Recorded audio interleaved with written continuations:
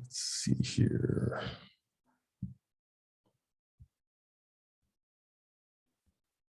All right, looks like we are starting to let people in. Good morning, everyone.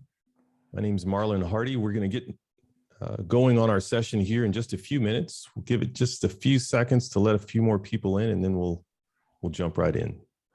Welcome. Happy Friday. Good morning.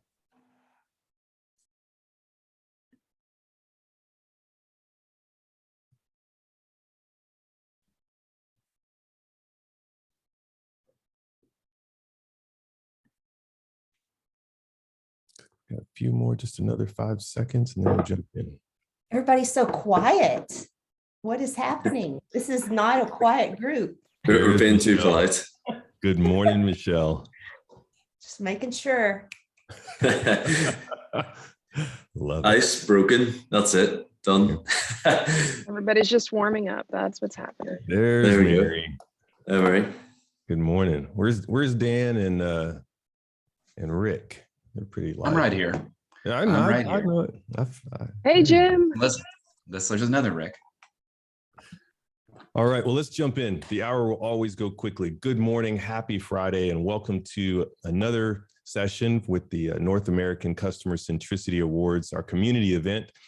We've got an awesome topic that we're going to jump into, but even more awesome than that is our panelists that we have teed up for the discussion. So let's jump right in. My name's Marlon Hardy. For those that I don't know, I am the Chief Digital Officer for a company called Worldwide Technology that's very active in the CX and EX community, especially in the telecom space. And it is a pleasure to be with you today. We've got a packed agenda.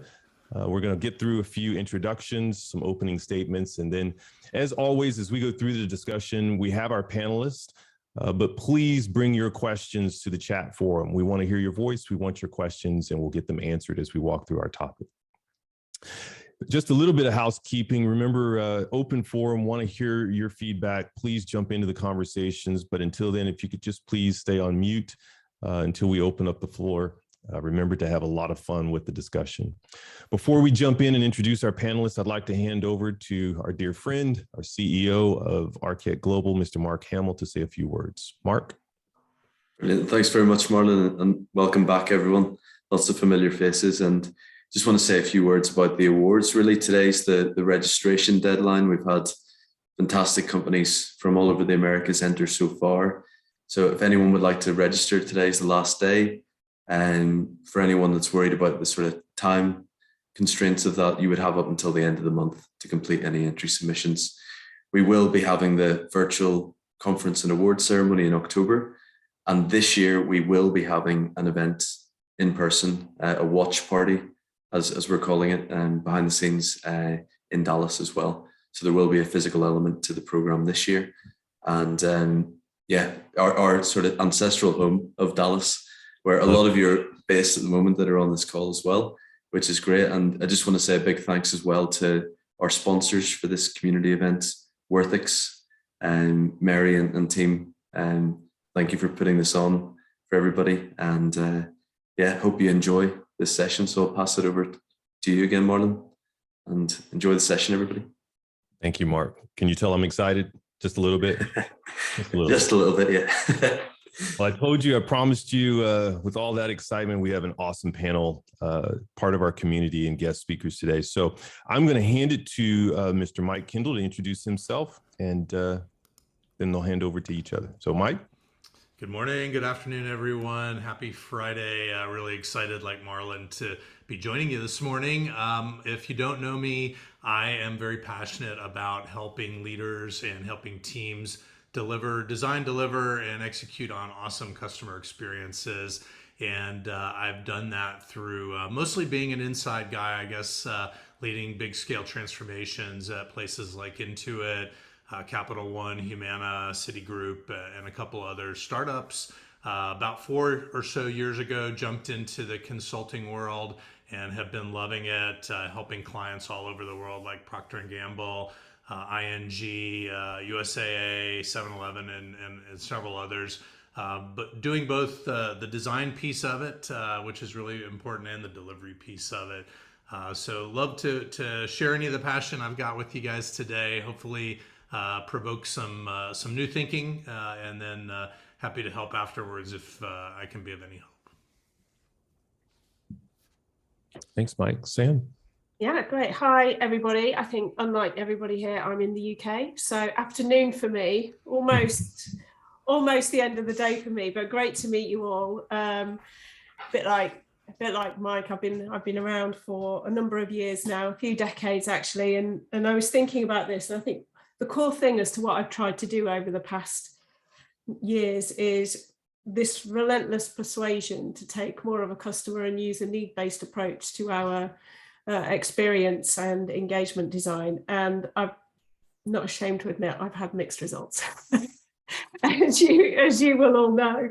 I've been in kind of a lot of customer experience transformation, customer experience design, led design teams at digital agencies, but now back at Twilio and back in software, because I think that we've got, or tech, because I think we've got to the point now where we really can start to use technology to build the kind of experiences that do put customers, employees, and needs at the center of processes rather than customers having to adapt. And that was the appeal for me to, after all this time, getting back working for a tech company and going to Twilio. So really happy to be part of this very distinguished panel today. So yeah, hoping for some good discussion.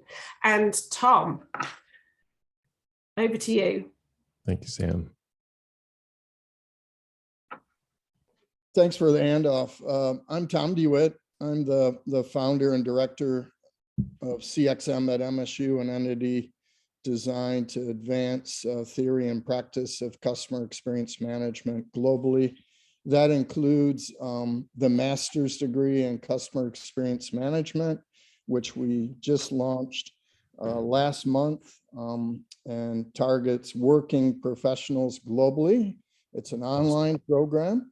And the program is really designed to help fill out the skill sets of people in leadership roles and customer experience management, and to lay a foundation for and legitimize the field that we all work in. So if anyone here is interested in learning more about that master's degree, please go ahead and message me and I'd be happy to follow up with you.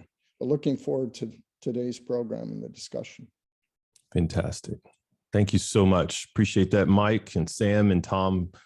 Great intros and glad to have you on the channel today. So let's jump right into the discussion. Today's topic is really focused on something that I think people default to. Is certainly a three-letter acronym that most people are aware of in the industry.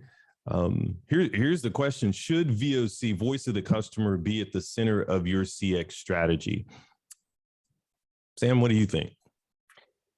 I think when we see that title, our gut reaction is, yes, of course it should. But the reality is, I'm not so sure about that. Because what we've come to know, what we think the theory of voice of the customer is versus the reality as to how voice of the customer works in organizations are quite different things. So that reality of, traditionally people, certainly from what I've seen, still think of voice of the customer as a survey program. We know that survey rates are diminishing to less than 10% in some areas of the world. I work globally, so I get to kind of see all of these trends that happen all over the world. So we've got low response rate. We've got all those challenges that we get with surveys. And even the way the programs are structured themselves, right? Very low feedback rates, very low follow-up rates. I think it's the way we perceive voice of the customer today and the way I've seen many, many customers or clients run these programs is flawed, let alone the fact that they sit quite remotely. There's only a couple of people who have the responsibility for it. It doesn't tend to map up to what the sort of strategic goals of the organization are. And I think what's really needed is a rethink as to what we mean by the term voice of the customer, a rethink of how we measure it, how we think about it, because it isn't even, for me, it's not even just about the data either, because that can also be really reactionary. It's about how do we put ourselves in our customers' shoes, understand far more about what's going on, do that deep work, that deep research, understand their needs, and use that to inform some of the strategy. Because again, there are so many different elements to this, especially as we've got a huge rise in, you know, product in the relationship economy and services. And so, you know, for me, it's a no, Marlon. So no. As it stands today, I don't think it should be the mid. As it stands today, from what we know about VOC programs, I don't think they should be at the center of the CX strategy. But I'm happy to be disagreed with. I love the point of view. Now, you know, I love controversy. So let's see. Mike, do you agree with that, or do you have a different opinion? Yeah, I kind of felt like maybe I would get kicked off this panel based on my answer, but I'm glad at least I have one other panelist that might answer this as a no, and maybe for a different reason. I think I do agree with Sam that what I see in often maybe 80% of these programs is that they're too narrow, and oftentimes I think CX leaders see their role as too narrow. When you think about the experience, that should include sales and marketing. That should include product design and development, service, all the back end stuff. And then when we look at a traditional VOC program being surveys and after the fact and reactionary, I think it narrows the focus of what CX should be. So maybe that's the bigger arch. But I think for me, if you're going to build a strategy around delivering delight or customer experience, it needs to be around creating value and delivering value. And that's how you create a thriving business for employees, for shareholders, for your communities, and for leaders. And so if that's the focus of how do we build and create and deliver value, how do you do that? And VOC is a component to that, but not enough. And so I'd say there's 3 components to that. One is methods, which VOC would fall under. Another is mindset, and this is culture, right? And then the third one is structures, and those are more frameworks and compensation and rewards and things like that. And I would love to rebrand VOC as, instead of voice of the customer, be the voice of value and say, how do we measure value, delivery, creation? And we had a team of smarter people than me that worked for me at Capital One that created a product which actually got patented called Mood Ring. And it was just sort of where I think VOC should be going, which is predictive analytics, looking at all the points of pain where a customer falls off the happy path. And they're not going to tell you all the time. They're going to call 3 or 4 times and get frustrated, or they're going to have a loan rejected and not know why, or there's a number of things that can go wrong. You should know, and those are negative moments of truth. And so looking at the end-to-end value should be the way we think about this, and leveling up our idea around what's the CX strategy all about. Love that. Thanks for sharing that, Mike. So I got 2 no's, if I'm keeping track. Mr. DeWitt, what do you think? Yeah, my initial gut reaction was the same as my fellow panelists for all the reasons that they mentioned. But in preparing for the course that we're going to be teaching, the first course and the major, the master's degree program on what it means to be a customer-centric organization, it really made me rethink it, because customer experience management should be a natural extension of being a customer-centric organization. There should be the desire there, and it you know, based on what I've heard already, and I've heard a lot of, I don't see that out in the real world. I think, you know, the surveys and the other data collection is just being done because everybody else is doing it. So in reflecting on the customer centricity score, which is a 3-dimension 15-item scale based on qualitative research out of a think tank in Scandinavia, 6 of the measurement items were tied to the use of customer feedback, including placing customer satisfaction as a goal, as well as financial goals, utilizing data for product design and innovation, utilizing both customer and employee feedback for continuous improvement, and providing customer feedback to employees so that they know how the organization is performing and what their role is in that, and for employees to consistently understand customer needs.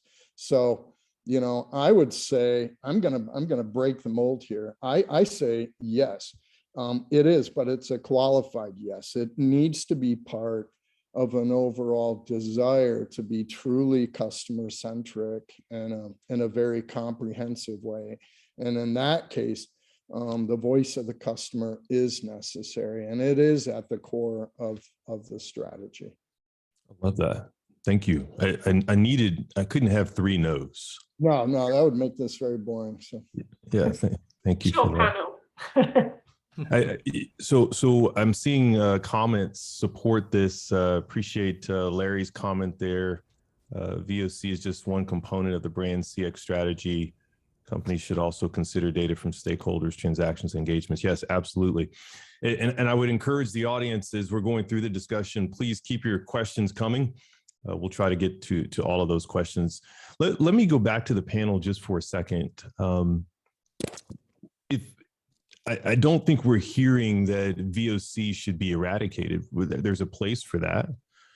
Let me ask each of you, can you think of any companies that are using a VOC program well and have it positioned well? Is there anything that comes to the top of your mind? I know a couple of years ago, I was at the Medallia conference and they had someone from Apple there, and they were talking about getting rid of the traditional surveys for their Apple stores. And they were actually, when I was at Intuit, we were kind of following their lead with VOC, bringing Medallia in and doing a lot of the Net Promoter Score, working with Fred Reichheld. And they sort of jettisoned the 0 to 10 scale. I think they went to a 3 or a 5-point scale. They changed it from being about the experience to being about the person that you actually interviewed or interacted with at the store. And they said that became a much bigger motivator for the store employees because it was now an assessment of them and that touch point, which I loved. I thought, at first it seemed a little heretical because I was very much of an NPS disciple, but I thought for that moment of truth, that touch point, how do you make the experience personal? And so I thought that was just one element of VOC that was unique. And I think they were even putting the picture of the person on which we were kind of experimenting with it into at the time as well. So I love that. I think you're hearing more about using technology and trying to instrument the experience as opposed to rely on rear view mirror feedback surveys. And I know when we were working with Fred Reichheld, he was always saying, count every non-response as a detractor, which means most of our NPS scores would be negative. And I like if you actually can instrument the experience, you're catching every bad moment, whether the customer tells you about it or not. 100%. Yeah, I think, to me, it all comes back to research objectives. What are you trying to accomplish? What are you trying to understand? How are you going to use that information? And to that point, you've got a whole range of tools that are designed to collect different data points. I know there's a lot of debate over NPS, and NPS is worthless unless you understand what's driving it. You're not truly managing the customer experience if you're just fixated on your overall NPS score or your overall satisfaction score. When you talk about organizations, one organization that comes to mind recently, Delta enacted a program where they use verbatims to capture whenever a customer mentions a specific employee. And then that verbatim is sent directly to the employee in the company with a thank you note from the management. So that, when you think about the research objective there, it's designed to create higher levels of employee engagement and emotional commitment to serving the customer. So I think that's a key thing, you know, quantitative value or quantitative research methods have a role, but, you know, but we need to understand the whys behind it, you know, why people are scoring us away. So there's value there for verbatims, there's value for what people post on social media, because oftentimes quantitative measures don't capture the emotional state. I think that's the other thing that's huge right now, is understanding what is the customer's desired emotional state, you know, from the experience, and how do we measure for when we've achieved that and when we haven't, right? So, you know, that's why we're seeing measures of emotional sentiment. But, you know, then it's taking that understanding and designing it into the customer experience so we can deliver on it. Appreciate that. I worked with a bank a big UK bank recently, and I think that what they've done is really interesting. Historically, they'd survey all the time, but they've kind of really taken a step back and gone, actually, what does this mean? Kind of to your point, Tom, why were we researching this? What does it mean? And what they've done is pinned everything to a customer journey. And so they're very granular about how they look at each stage of that customer journey. And they don't just rely on customer feedback from it, because that's only a small portion of it. But then they're looking at the data, they're looking, it's your structure point, right, Mike? The whole organization is then looking and geared around these stages of the journey and what they're trying to achieve at each stage of the journey. They've taken a lot of customer research, they've used that to redesign their processes, but then they were doing something, so they're doing all this great stuff, and then they were doing something that I thought that was really interesting, and they decided to repurpose the time that they would spend listening to call center agents and observing people in the branches, and they decided to use that instead, to flip it and say, okay, what's the process here? Why have they contacted us? What is it that the customer is saying, contacting us about? What could we have done differently? How could we have been more helpful in this moment? And I think that repurposing of the traditional, you know, quality time to actually look at the quality of the process and question the quality of the customer journey instead, and how helpful and customer centric they're making it, was really interesting for me, because I'd be interested to hear if somebody else has heard that approach, because this was the first time that I'd heard of an organization taking that kind of an approach, and really investing so much into the pain points, what's going well. I think it's really interesting. Yeah, absolutely. Absolutely. Mary said something in the chat that I thought was really important for this conversation, which is that things are changing so much that we really can't be too predictive about the future, which I think the last couple of years have taught us all that it was a wake-up call maybe for CX. And I like to think of it as a continuum, right? There's the known on one end of the line and the unknown on the other. And we tend to think 80% of the time we know what the customer wants and what we need to deliver. Most of the time what I see is it's the exact opposite. We really don't know. And so all of the structures and VOC surveys and everything we put in place are pretty much based on what we think we know. And there's got to be this qualitative element of getting empathy, going out and experimenting and using the evidence from those experiments, rapid experiments, to change what we do in the known world. The less you know about things, the more you need to experiment, talk to real customers, not just look at survey data, and then you combine that with the actual data that you have, rather than totally relying on the computer to tell you this is what we should go do. Yeah, 100%. So many comments in the chat. Thank you, Mary. Thank you for all of you that are contributing there. Could I stay on this topic for a second? Because I think this is huge. I want to lob a softball and watch where it goes. So Mike, you and Mary talk about things changing so much. Where does technology fit into that? We have so many technologists. We have a couple of technologists on the phone here. We have AI, we have ML. Shouldn't that be able to solve the gap of where we are doing a VOC program and where we can predict, hey, exactly what they want from us as a brand? Yeah, if you know what you're going to, it gets back to what I said previously. If you understand how you're going to use that data and what you're going to use it for, the technology is there. I know I had a call a couple of weeks ago with an AI vendor, and it was fascinating. All the different points, all the different data points from call centers to social media to verbatims, but it was how they aggregated and reported out the data that was so interesting. And that is really driven by the decision making. Are you using the data to respond to failures and pain points, or are you really using it to validate the experience that you think the customer and the emotional state that you think the customer desires?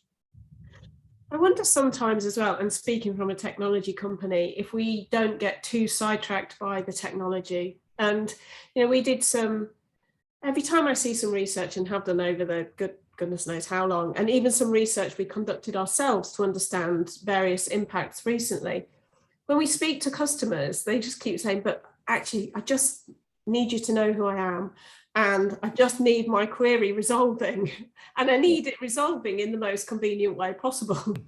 And it kind of makes me smile, because I used to sometimes describe my job as actually not so much visioneering, but head of stating the uncomfortably obvious for people, because I think we get so sidetracked. And I've worked with technology for in a few different lifetimes now, and when people get so sidetracked with the shiny thing, and then they don't look at the basics and think, well, are we resolving?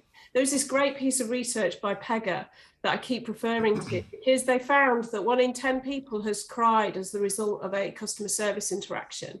And 25% say that they've had their day ruined by it. Now, if we could resolve in a helpful way, and we're observing it, then I realize it's kind of sidetracking a bit from the central topic. But my point is, we always look to technology to resolve things, when actually, if we're really taking that customer focus and understanding what they want, then it's the easy resolution to queries when they come up, done in a way that's kind and empathetic and makes them feel valued as a customer.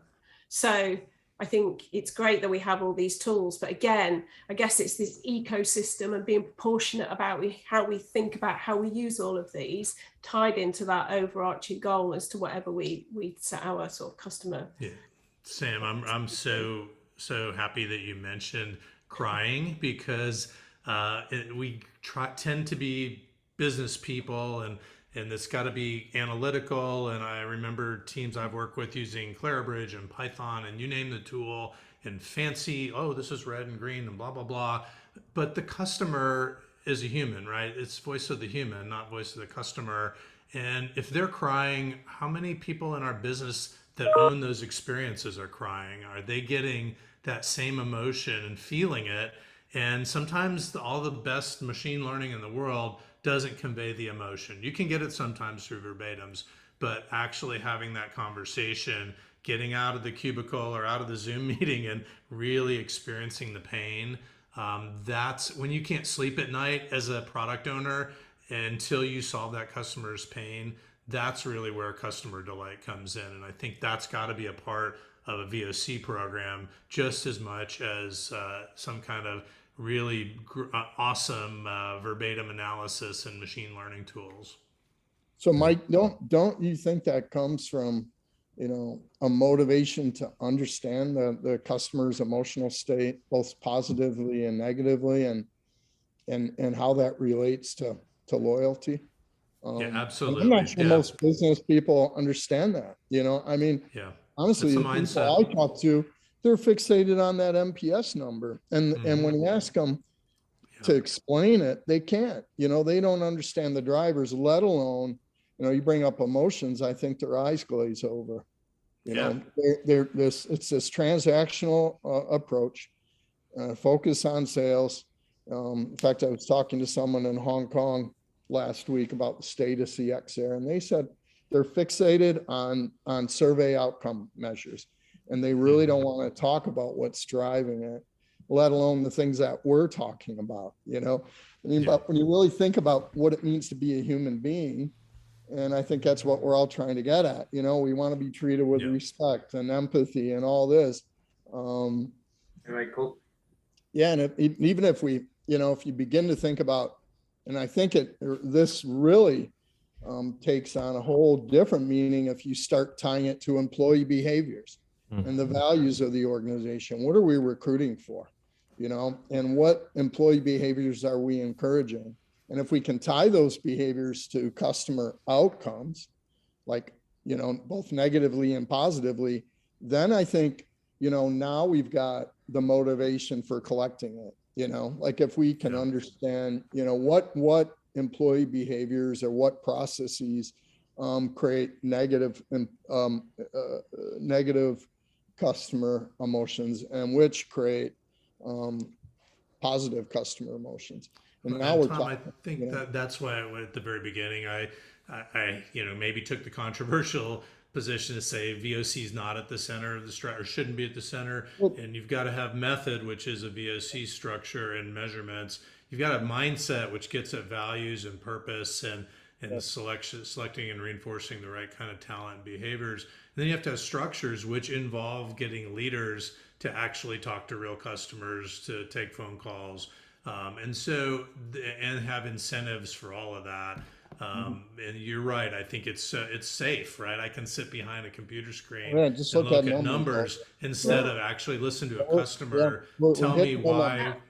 Yeah, why they called and you couldn't give them an answer when they had a diagnosis for cancer, and you're an insurance company and you're supposed to be helping them. Yeah, it's uncomfortable. Tom, you just reminded me, I was in New York last week, and so many places that I went, or drivers that I had, the final conversation was, don't forget to give me a 5. Don't forget to rate me a 5. Yeah. Hey, would you like to rate me a 5? And so much so that it kind of became this joke between me and my friend who I was traveling with. And every time we did something, we're like, don't forget to give me a 5. It's ridiculous, right? Because to your point about employees, the pressure to obviously perform with these surveys, again, it just reminded me. And that's management fault. Yeah, we had the same problem with the dealership network at major automotive companies. And and it comes down to how are we incentivizing it, and how are we creating accountability.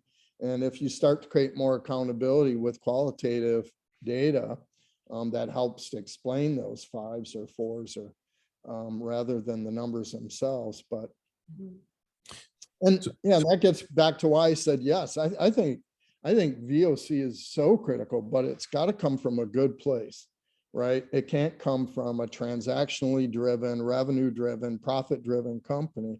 It's got to come from an organization that really values the relationship that they have with their customers and wants to understand why and be able to deliver on that consistently. And it can't be just about numbers. If we start talking intricately about processes, and I'll invoke Lou Carbone and his experience clues, the humanic, the mechanic, and the functional.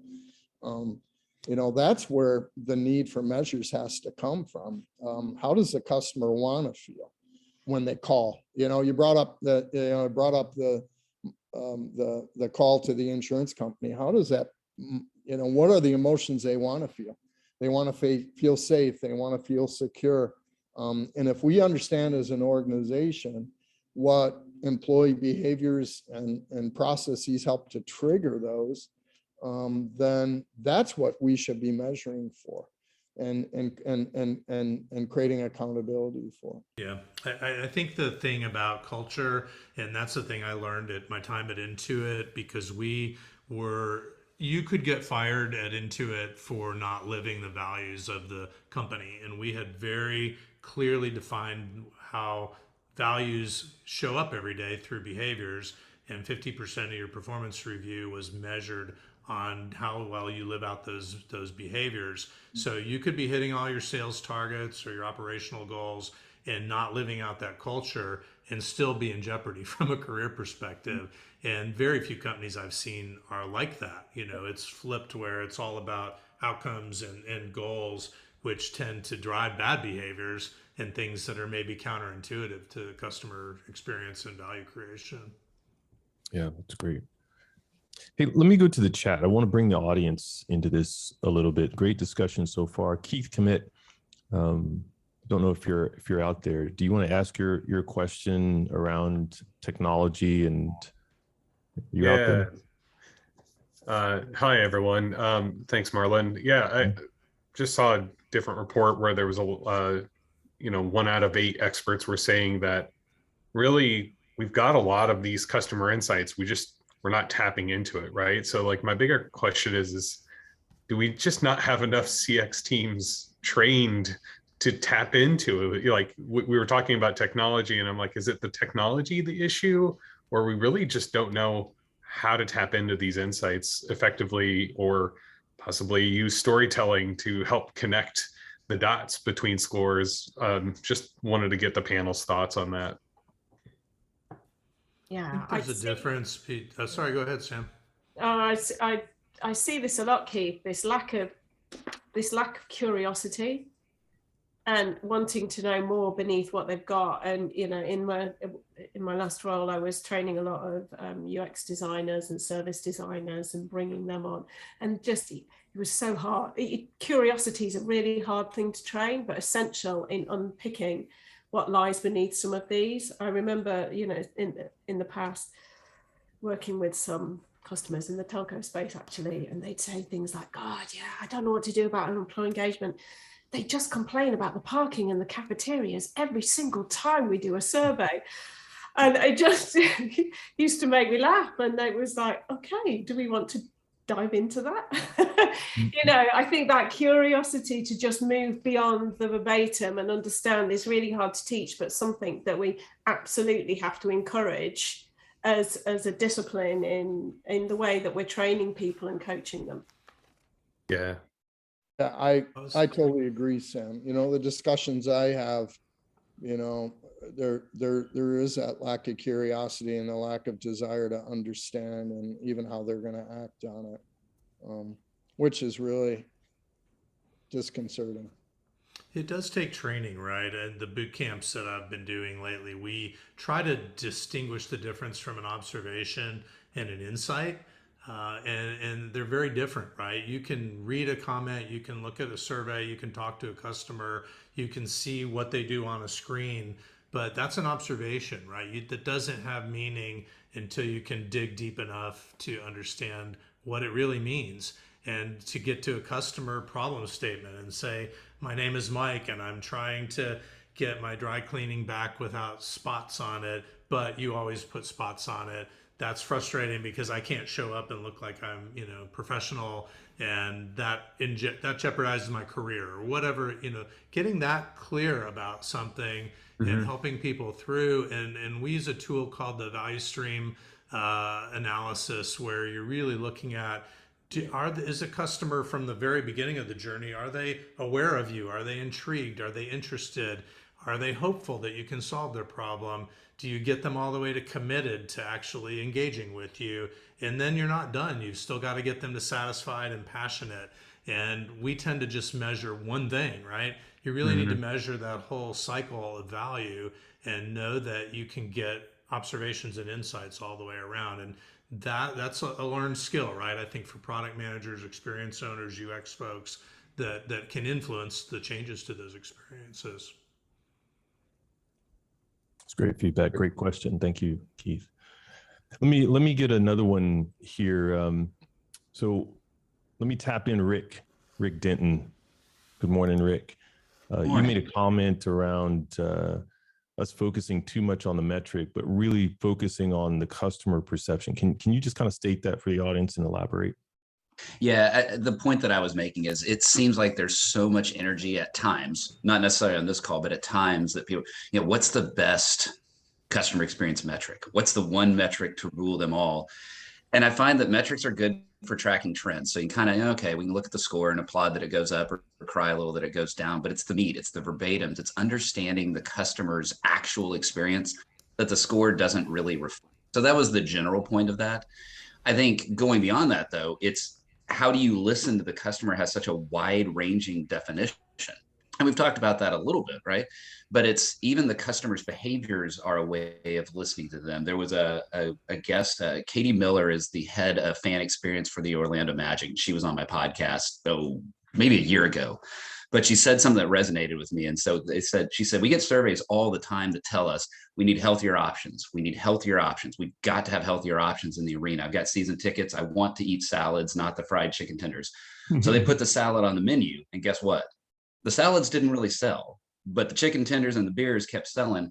And so the behavior didn't match the activity, but just having that on the menu was important to the customer. So when I say, I think I kind of went a little off of your question there, but the customer's experience isn't just delivered to us through scores or even their verbatims, but this wide range of how do we listen to what the customer is telling us. And it's that word listen that has such an expansive definition.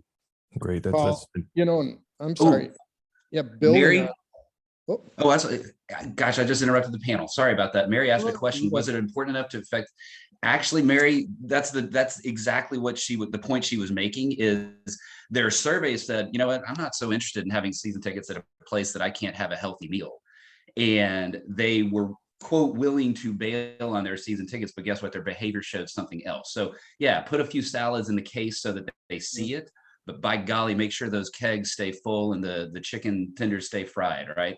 And so that's what they had to discern when it comes to listening, that VOC is not just a survey. Listening is this whole suite of understanding the customer. Yeah, I know to Mary's point, it's say versus do, right? The customers will say they want this or they don't like this, but when it comes down to running an experiment, will they behave in a certain way? So we can't just assume that they said it, they're going to do it. Right. Can I tap in? It's going to make me sound like a broken record because every time I'm on this webinar, I say the same thing. That's where it becomes so crucial to look at impact versus frequency, because you can have really, really high frequency, you know, all of the requests for salads, so many that it was showing up really high on the ranking of what customers were complaining about. But ultimately, how much was that impacting customers' decisions to be season ticket holders, to go to the stadium, to watch the games? And ultimately, as a whole, if they never put those salads in, would people take their business elsewhere? Would people churn because of salads? So understanding the impact that feedback has on the overall experience and the decision, I think, is the most important part. I love that point. I love that. Now let me bring some controversy. I like controversy. So Dan, are you out there? Dan Baxter? If he's not, I'll state his point of view, and then I'd like some commentary around it. So Dan, I'm here. So Dan, elaborate on your comment around unintended consequences, and you talked a little bit about this also at the World Series. Can you kind of elaborate on your thought there? I mean, I just think in general, you've heard everybody state metrics, which ones are the king or queen of all of them, and, how should you treat them? And, a lot of the consulting work, one of the things that you audit when you go in is you look at organizations and say, what do they measure and who actually pays attention to what they measure? And then usually one of the very next questions for myself would be, why are they measuring it? But then the most intriguing one to me is, are they aware of all the unintended consequences of the things they're measuring? Whether it be behaviors of their employees, behavior of the customers, call it inappropriate belief system within the company as a result of what their metrics are telling them. So a lot of times I find that most metrics have more aggregate unintended consequences that are negative than the positive ones.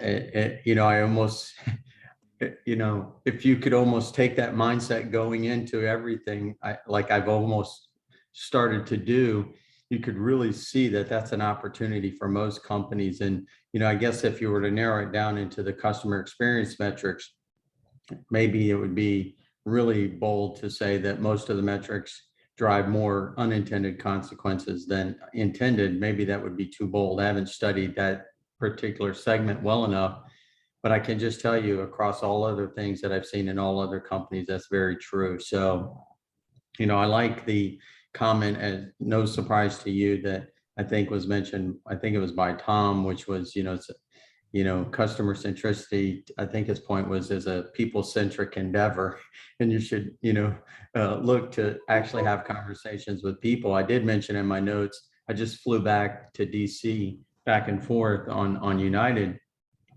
And what's really bad is when you schedule an evening flight and it always turns into a red eye because of delays and weather and whatnot. And I had the wonderful chance to have that. And on the one coming back, if I were a customer and I've already received my email from United saying, please tell us how we did, I want to look at it and say, look, I can give you some feedback, some fairly constructive feedback on your process, which I thought was very lacking. However, it just so happens that the flight attendant that we had on that flight coming back was so remarkably out of the ordinary amazing that took care of all the systemic kind of problems that I was, as I was sitting there for 6 hours on a plane not moving. And it was because of that flight attendant. So both of those are probably relevant customer feedbacks that I will give, but one has to do with system and the other has to do with the person. I'll endeavor and I'll see how their survey allows for that, but I don't get the sense it'll allow me the latitude to do all of that. I could be wrong. So anyway, I don't know if that helps or add to the conversation, Marlon. That's perfect. Thanks, Dan. Appreciate it. Great to hear from you. Hey, can I tap in Jim? Because kind of along that, Dan, as you talked about how the flight attendant solved all that. Jim, you made a comment in the text around technology can't solve everything. It's really about human feelings. Can you elaborate on that for us? What's your thought there? Yeah, sure. Can you hear me okay? We hear you just fine. Good morning. Yeah, so good morning. So thanks for letting me chime in. Because customer experience, really we're basing all of our decisions on emotions and feelings, right? We tend to, I think, put science, try to make everything scientific or financial or numbers, and we have to drive everything with data. But because this is an emotional situation, we can't always use data to make improvements. It's still human to human interaction in the end, or at least a human design that is behind the scenes making it all happen. So I think technology is good to help us understand, perhaps, and sometimes help us deliver, but we still have to remember that this is still a very emotional piece. There's feelings involved, and we have to leverage that human to human. And the more we go digital, as we are right now, the temptation is to let digital replace everything.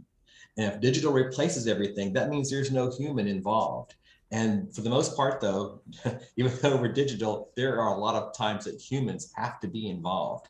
And we're kind of losing, I think, that ability to be human to human because we're so dependent on the survey to tell us something, or depending on the tool to tell us something, or depending on the data to tell us, what to do next, rather than just relate and listen and have that heart. Appreciate that so much. Yeah, sorry, Marlon. I was just going to add to that, Jim.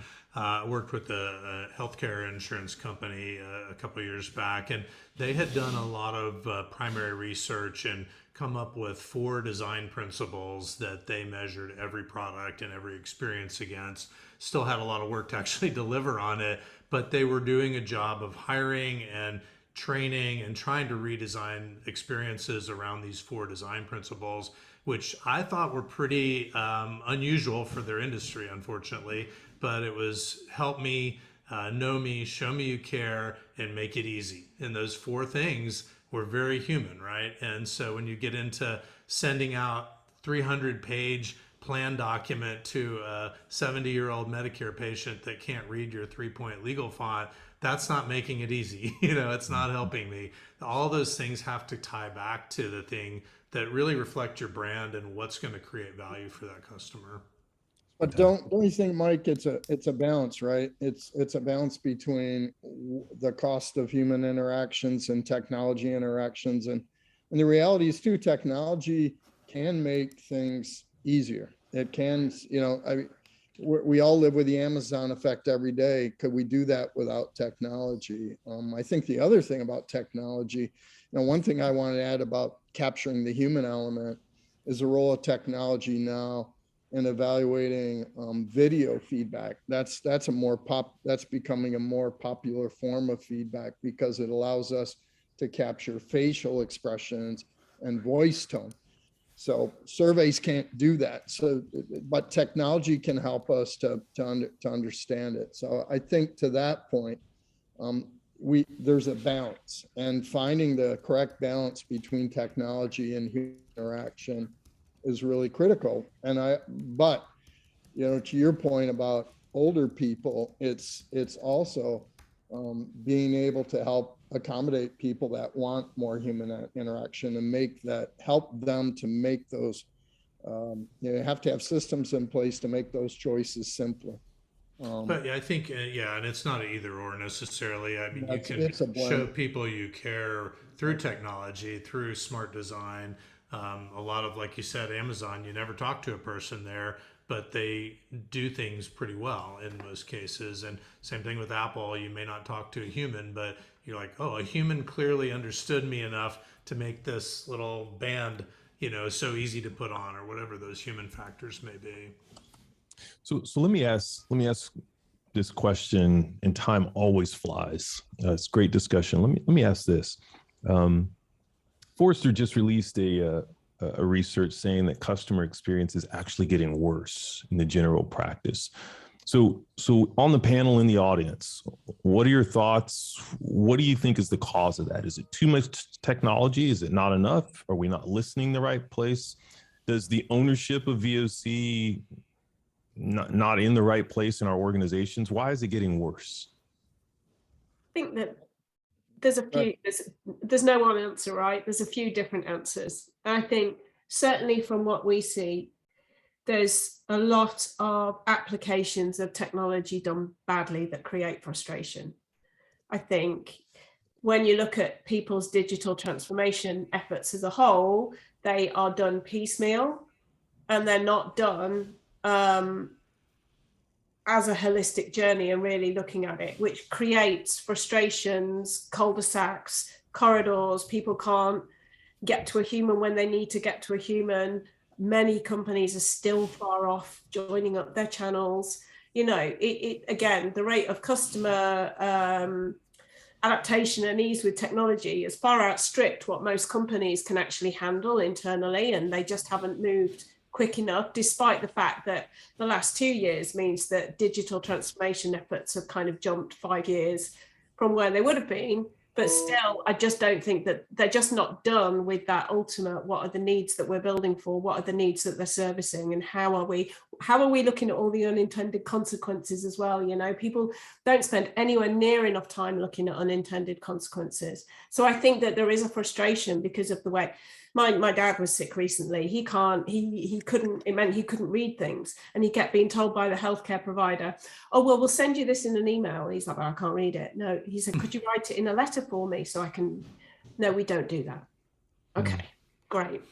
It's these half-hearted digital transformations that I think cause a lot of the problems. Plus, I don't know what it's like in the US, but we've got a lot of staffing problems here as well. People can't keep up with the demand. So I think that there's a combination of things. There's certainly pockets where it's getting better, but I think I wouldn't be surprised if Forrester weren't far off the mark with that. Thank you, Sam. Can I tap in Sachin? What's your comment? I see your hand. Yeah, I'm here. Yes. Hi, Marlon. How are you? Good morning. I'm well, thank you. Good morning, Marlon.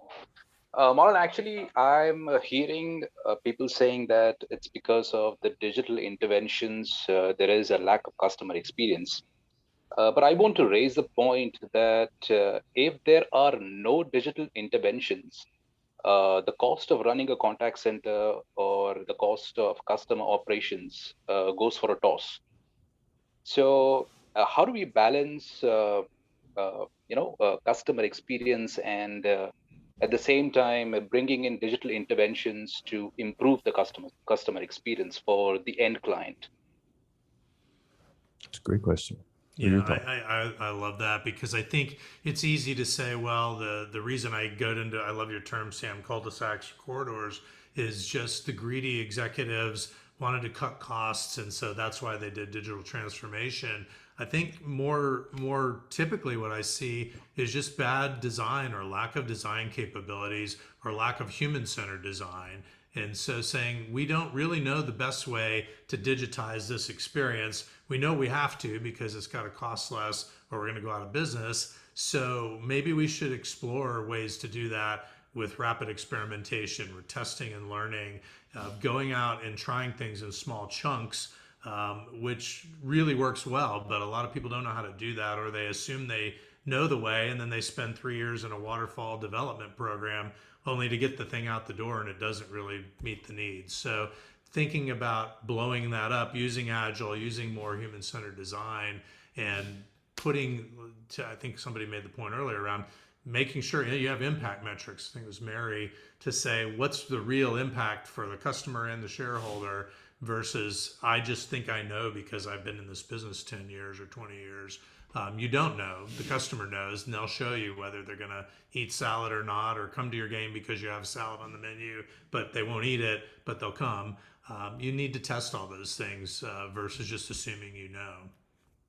Well, let me offer an alternative viewpoint. One company I work with, their older customers love their call center, and that was the high point of their service relationship with them. But the younger customers, they want everything digital. They want to be able to do everything through an app, and they struggle with that. Just making that decision. So I think that's a reality too. When we talk about all of this, is the different market segments, what their needs are, and how they feel most comfortable communicating with an organization. I don't know about you guys, but most of the time I don't want to talk to anybody. I want to be able to do it through a chat and something that's really simple and really seamless. But I think the answer is providing choices and making those choices easily available for when you feel you need to talk to a human being as opposed to when you could do something digitally. Yeah, I love that. And Larry, you've made several comments. Thank you from Transformity. Could I tap you in just maybe as a closing comment on what you're seeing in the physical stores versus online? I thought that was a great comment. Hi, everyone. What I noticed from the pandemic, I followed up on someone's comment about the pandemic, and it's been very interesting, especially small to medium-sized businesses, because they really didn't have the awareness and know-how and knowledge that they firmly believe that if I can motivate a customer to go to my physical store, I can motivate the same customer to go buy online. And the fact that they don't realize that customers come from all different places hurt their customer experience design, and that's why maybe we're here at this call to help all these companies. Thanks. Yeah, absolutely. Thank you, Larry. Appreciate that perspective. Let me grab one more question. I'll squeeze one more in there. Mary, I think you had one comment or question. Can I tap you in? Still out there?